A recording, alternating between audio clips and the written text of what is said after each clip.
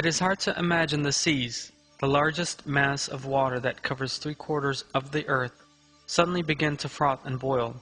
We have no previous experience to help us imagine the terror of that moment. We can picture it to some extent, perhaps by pushing the bounds of our imaginations.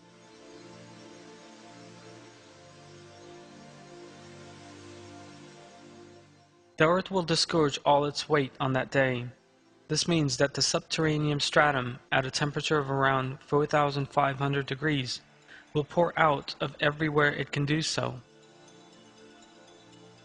This will also certainly apply to that which is beneath the sea.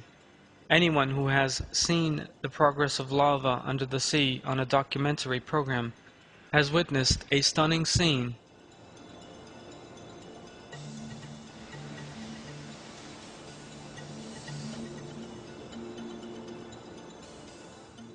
Yet the scene that will emerge on the Day of Judgment will be far different, far more wide-ranging, and far more terrifying.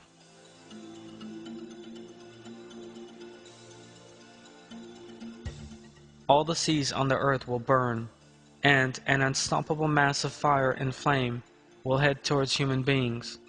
All the seas will solidify on that day. Allah tells us this in the relevant verse. I seek refuge in Allah from the accursed Satan. When the oceans surge into each other. As a result of the events that take place, life in the sea will come to an end, just like that on land. The seas, which normally cause feelings of cool and comfort, will suddenly begin giving off an incredible heat. Clouds of flame will replace the giant waves in the oceans, and the smoke in the air will consume much of the oxygen there.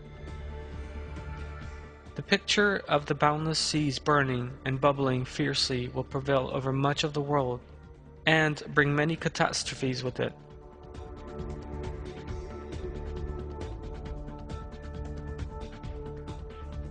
The overflowing of the seas is one of the phenomena the Quran tells us will take place on the Day of Judgment.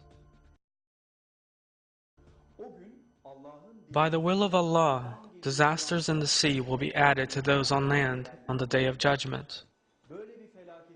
It is sufficient for Allah to so will for this and similar catastrophes to take place. Allah is mighty enough to destroy all the life forms He created on earth from nothing by just telling them to be. The probable causes that will bring all this about are merely reminders for us, a means of drawing close to Allah and fearing His wrath.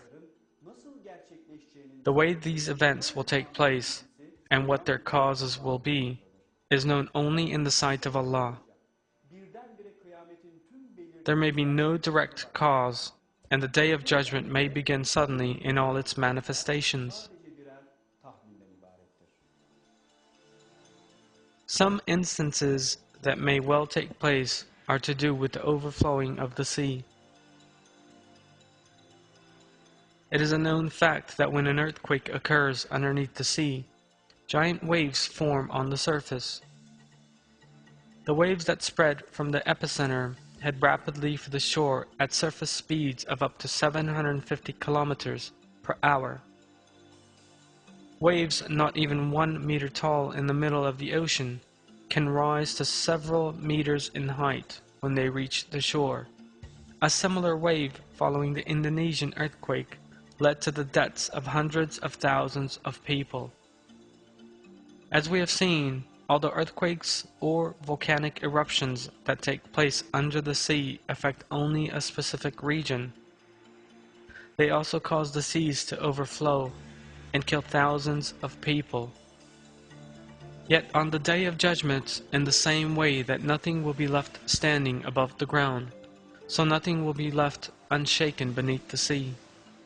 The seas will therefore overflow due to the powerful tremors occurring underneath them, and this will impact the whole world in a manner incomparably more powerful than that tsunamis we know today.